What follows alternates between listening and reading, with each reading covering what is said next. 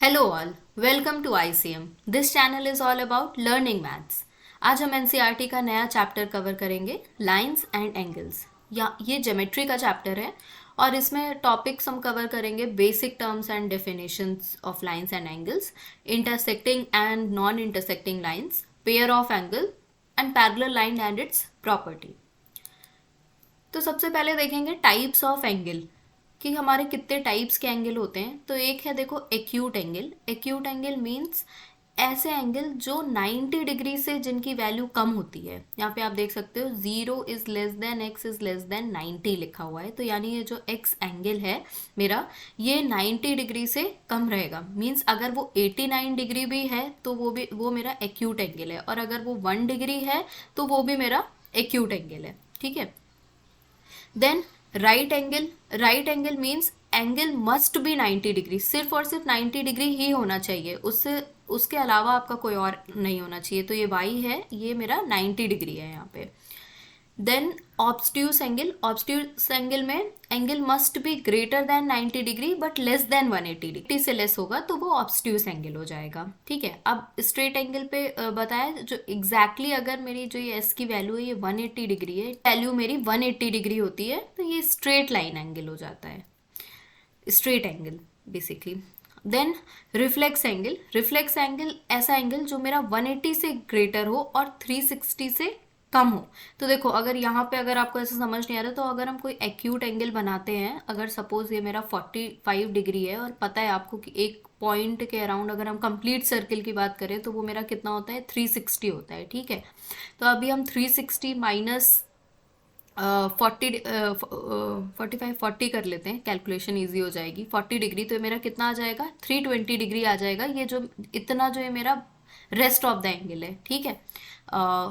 एक बार डायग्राम आपको क्लियरली दिखा देते हैं कि सपोज यहाँ पर ये, अगर ये जो एंगल है ये मेरा अगर 40 डिग्री है लेट्स से, तो मेरा ये जो टी है, तो इस पॉइंट के अराउंड, एक पॉइंट के अराउंड एंगल मेरा पूरा कंप्लीट जो हम सर्किल की बात करते हैं वो कितना होता है, 360 डिग्री होता है। तो ये कितना हो जाएगा, 360 डिग्री माइनस 40 डिग्री, तो ये हो जाएगा 320 डिग्री।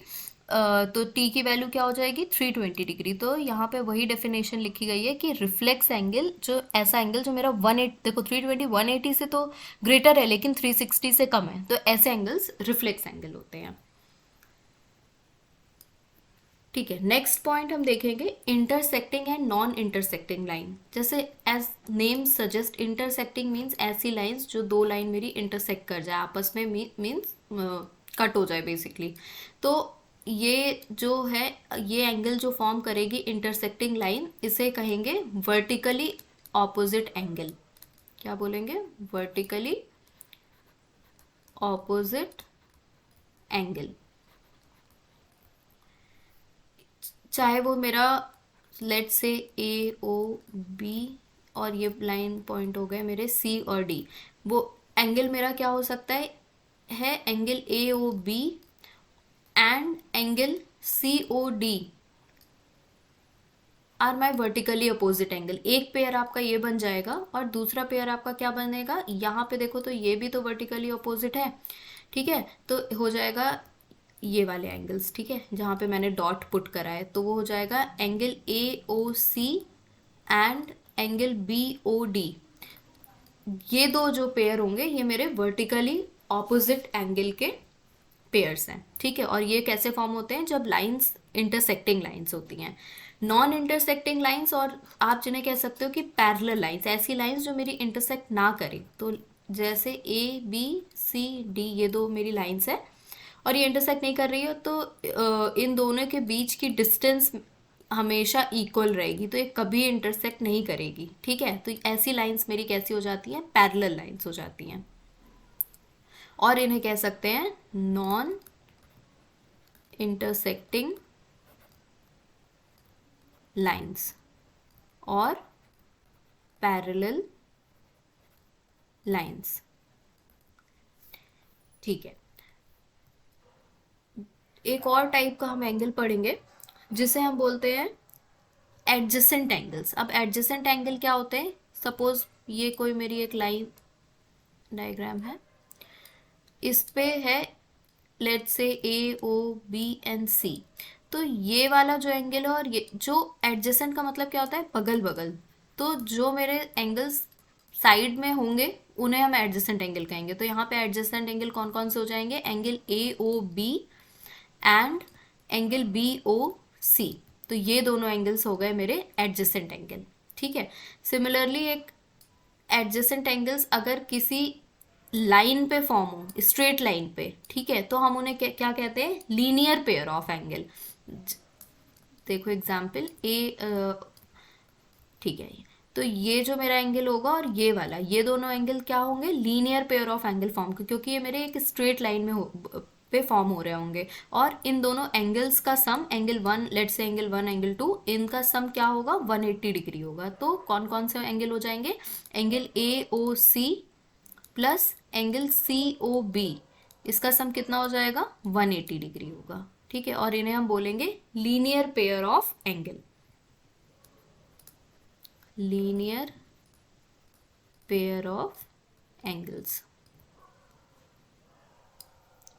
और ये था मेरा एडजेसेंट एंगल। तो ठीक है, आई होप आपको बेसिक डेफिनेशंस इसकी क्लियर होगी, एंगल्स, लाइंस एंड एंगल्स की। अब हम देखेंगे अपना first question.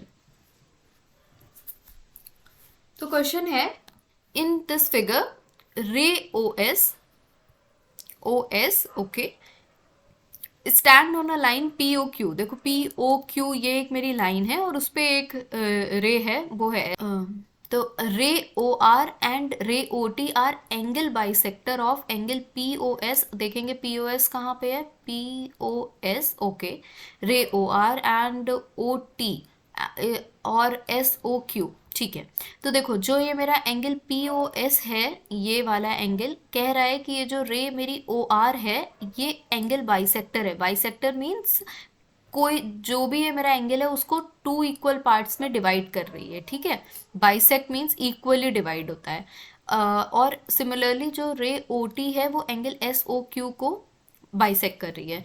If angle P O S is X then find angle R O T. What is R O T here, R O and T. Okay, so ये वाला angle मुझे find करना है। ठीक है, अब देखो सबसे पहले एक चीज रिकॉल करेंगे कि मैंने क्या बताया था, ये पी क्यू मेरी एक लीनियर लाइन है। लीनियर लाइन में फॉर्म होने वाले जितने भी मेरे एंगल होंगे वो क्या होंगे, लीनियर पेयर ऑफ एंगल। तो इनका सम कितना होता है, 180 डिग्री होता है। तो हम लिख लेंगे angle P O S plus angle S O Q is equal to 180 degree. P O S की वैल्यू हमें क्वेश्चन में गिवन है, वो क्या है, एक्स है, plus angle S O Q, S O Q को वायलेट कर लिया, इज इक्वल टू 180 डिग्री। तो मेरा एस ओ क्यू कितना हो जाएगा, 180 डिग्री माइनस एक्स हो जाएगा। ठीक है, अब मुझे फाइंड क्या करना है, तो फाइंड आर ओ टी करना है। तो एंगल आर ओ टी, अब देखेंगे आर ओ टी किसका कॉम्बिनेशन है, आधा एंगल इस वाली जो मेरा एंगल बाइसेक्टर है एस ओ पी का और आधा एस ओ क्यू का। ठीक है, ये वाला पार्ट। तो अभी देखा था एंगल बाइसेक्टर है, तो ये कितना हो जाएगा, अगर ये मेरा पूरा एंगल एक्स था तो ये एक्स बाई टू हो जाएगा, और मैंने इसको पूरा वाई लेट किया था तो ये कितना हो जाएगा, वाई बाई टू हो जाएगा। तो अगर देखा जाए आर ओ टी है, ये है मेरा x/2 प्लस y/2 का कॉम्बिनेशन, राइट। तो इसे हम थोड़ा सिंप्लीफाई कर लेंगे तो x plus Y by two हो जाएगा। ठीक है, x plus Y by two. अच्छा, तो देखो यहाँ पे अगर मैंने y की जो वैल्यू निकाली थी उसका यूज़ नहीं यहाँ पे हो रहा है, लेकिन अगर मैं अपनी ये इक्वेशन देखूँ, यहाँ पे मैंने लिखा था x plus Y is equal to 180 degree, तो डायरेक्टली मैं यहाँ पे उसकी वैल्यू लिख दूंगी, x प्लस वाई की क्या है, 180 डिग्री बाई टू। तो एंगल आर ओ टी मेरा कितना आ जाएगा, 90 डिग्री आ जाएगा। Got it. तो angle R O T 90 degree, it means कैसा एंगल है वो, राइट एंगल है। ठीक है, नेक्स्ट क्वेश्चन देखेंगे। In the figure x plus Y is equal to Y W plus Z. देखो x plus Y is equal to W plus Z, then proof A O B is a line.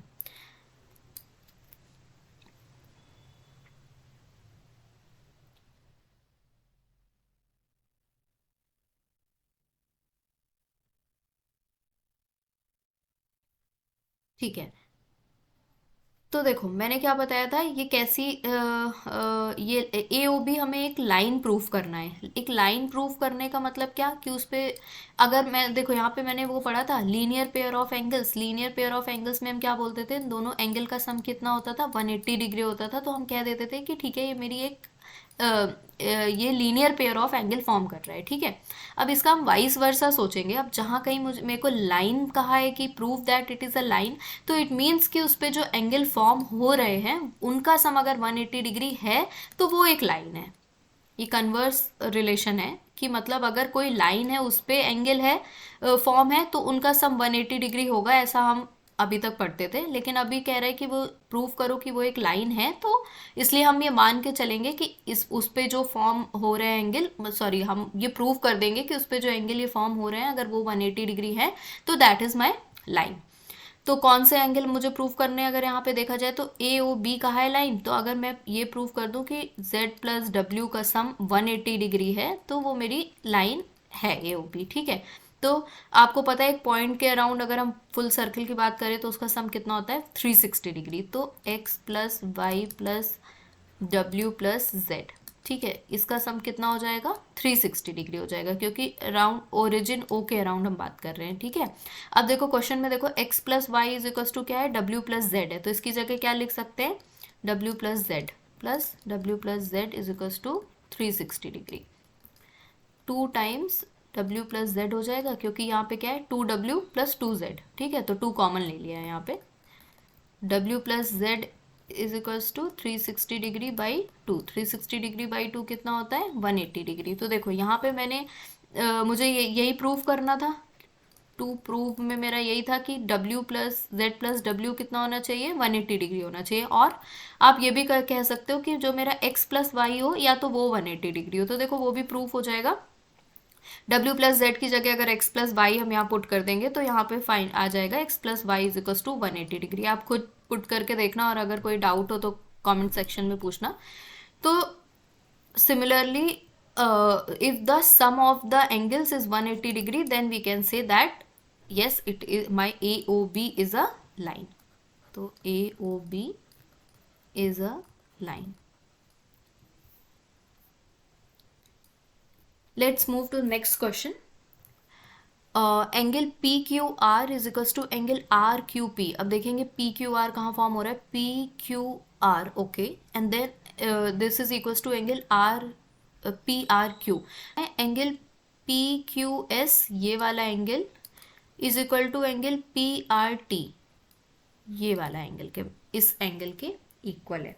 ठीक है, तो फिलहाल देखो अब question की हम सबसे ज़्यादा वो होता है कि जब प्रूफ वाले क्वेश्चन आते हैं तो हम स्टार्ट कैसे करें इन क्वेश्चंस को।